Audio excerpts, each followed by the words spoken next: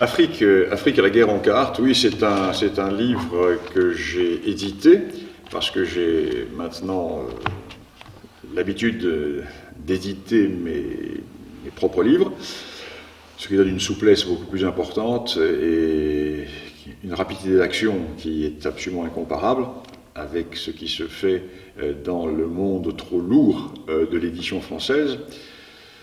Et ce livre est un livre qui est destiné au départ à un public militaire.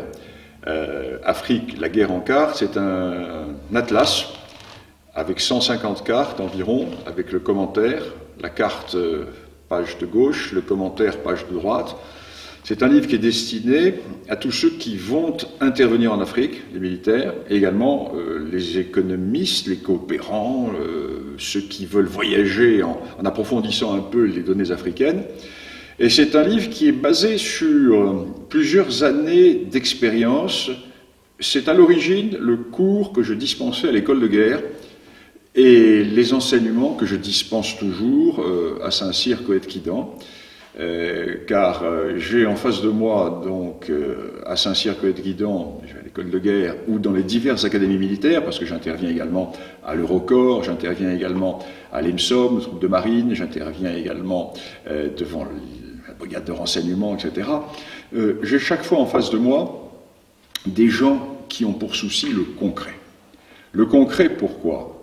Parce que, à la différence des diplomates, à la différence des universitaires, qui peuvent se permettre d'échafauder de très belles théories, qui peuvent surtout se permettre de se tromper, les militaires ne peuvent pas se tromper, parce que s'ils se trompent, eh bien c'est leur peau et celle de leurs hommes qui se trouvent être mises en question.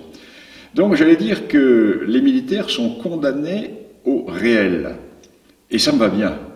Moi qui suis un homme du réel, je m'entends fort bien avec les militaires. Le monde universitaire m'a fatigué, m'a lassé.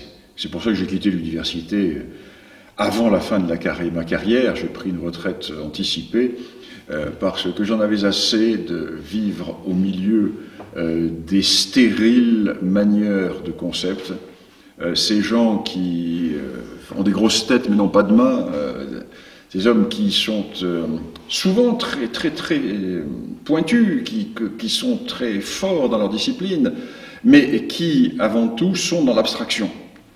Alors moi, je fus dans l'abstraction pendant des années, par mes recherches universitaires, mais je suis surtout dans le concret, dans le réel. Et c'est pour ça que j'ai un grand plaisir à travailler avec des auditoires militaires, parce qu'en face de moi, j'ai des gens qui connaissent, j'ai des gens qui sont allés sur le terrain. J'ai des gens qui ont risqué leur peau et qui connaissent les rapports. Des gens qui savent très bien qu'à midi, il fait jour et qu'à minuit, il fait nuit. Des gens qui savent très bien que le désert, ce ne sont pas les champs de ski de l'Alpe d'Huez.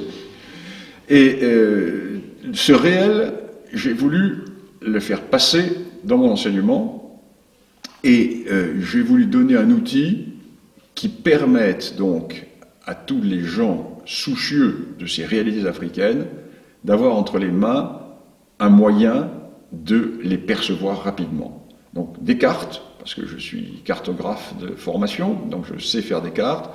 Donc des cartes, leurs commentaires. Et chaque fois, une carte qui permet de poser une situation. Donc je passe en revue tous les conflits d'aujourd'hui, première partie du livre, je les explique. Je montre que ces conflits ne sont pas économiques, car là encore, nous sommes dans le grand mensonge lorsque l'on nous parle de guerres économiques. En Afrique, aucune guerre n'a éclaté pour l'économie. Toutes les guerres ont éclaté pour des raisons politiques, ethniques ou religieuses. Ensuite seulement, l'économie intervient pour entretenir le conflit, pour le développer, pour lui donner une autre définition. Mais l'élément déclencheur n'est jamais économique. Donc j'explique ces éléments déclencheurs, j'explique quels sont les partenaires, quels sont les belligérants, car il est évident qu'en fonction de l'origine ethnique et culturelle, nous allons avoir des modes d'action, des modes de combat qui vont être différents. Et dans la deuxième partie de mon ouvrage, Alors là, c'est une partie qui est totalement nouvelle. Là, je prends des risques. Je présente non pas les conflits de demain, parce que je ne lis pas dans le Mar de Café, mais je présente toutes les zones qui sont susceptibles de connaître des conflits, et j'explique lesquels. Sur les 20 ans qui viennent, je montre quels sont les points chauds qui risquent de devenir des zones de conflagration en Afrique. Alors ceci est utile à la fois pour la prospective militaire, ceci est également utile pour tous ceux qui veulent investir en Afrique. Il est bien évident qu'avant d'investir en Afrique, il faut savoir où l'on met les pieds.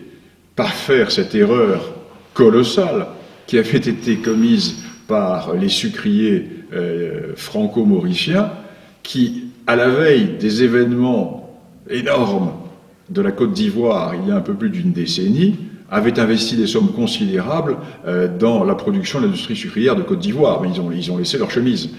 S'ils avaient simplement lu mes analyses, ils auraient vu que la Côte d'Ivoire était un pays qui était au bord du précipice. Je l'avais annoncé quelques années auparavant, c'était évident. Donc, ce livre est donc destiné à la fois à la compréhension de ce qui se passe aujourd'hui, pour aller au-delà de l'explication journalistique, une explication en profondeur de chaque conflit, et l'annonce de la compréhension des futurs conflits potentiels. C'est évident que le pire n'est pas toujours réalisé, mais l'on ne peut pas à la fois développer une politique militaire, on ne peut pas à la fois développer une politique économique si l'on ne connaît pas les risques potentiels que présente tel ou tel terrain. Voilà pourquoi j'ai fait ce livre, donc L'Afrique, la guerre en carte, qui est un livre que j'édite aux éditions de l'Afrique réelle, que l'on peut se procurer par mail.